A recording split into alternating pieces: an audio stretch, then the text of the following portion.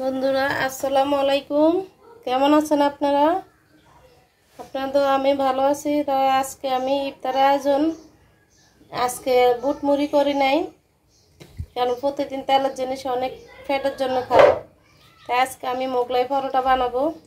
এটাও তেল, তারপরেও আমার বুট খাইলে ফ্যাটের অনেক সমস্যা হয়।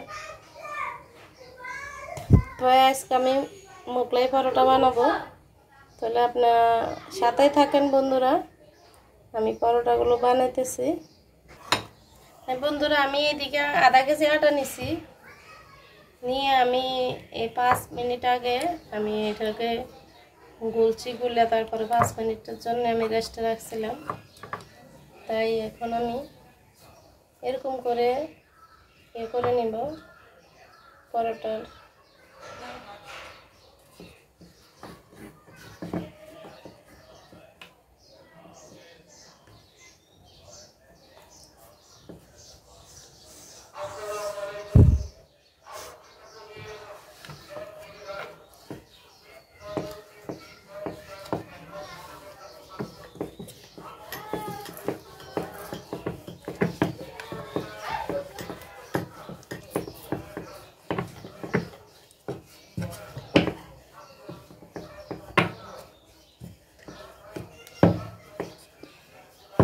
বেশি বড় বানাবো না বন্ধুরা, এরকম সাইজের করে নেব।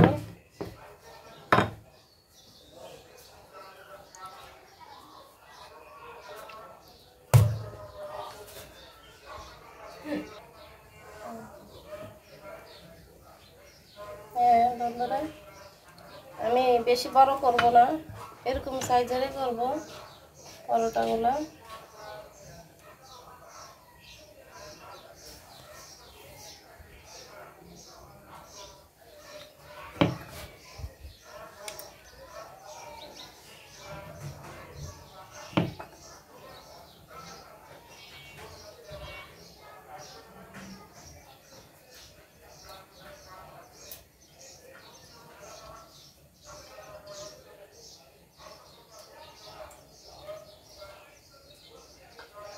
আমি ছোট ছোট সাইজের মোগলাইগুলো বানাবো বন্ধুরা।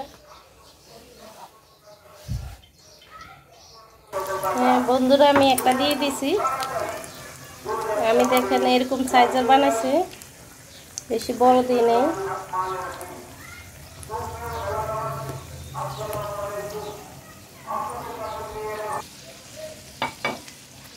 বন্ধুরা আমার একটা হয়ে গেছে।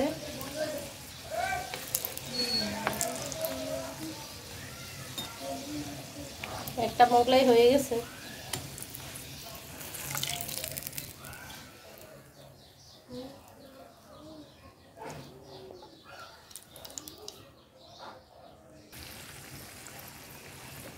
হ্যাঁ বন্ধুরা, আমি এদিকে 4টা ডিম নিয়েছিলাম, ডিমগুলো অনেক ছোট পড়ছে।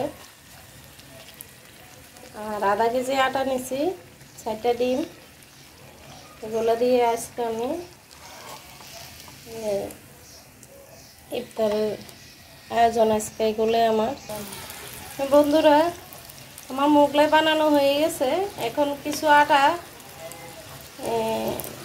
মানে বাকি আছে, তাই আমি এটা দিয়ে এভাবে বানিয়ে নিছি।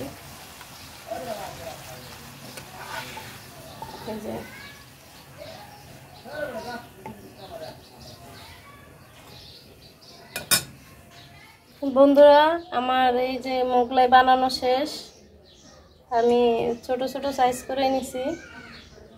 এই হয়ে গেছে আমার মোগলাই। আর এদিকে কিছু আটা বাকি ছিল, মোগলাই বানাইয়া বেশ বাচ্ছিল, তাই আমি এটা দিয়ে এরকম করে বানাই নিছি।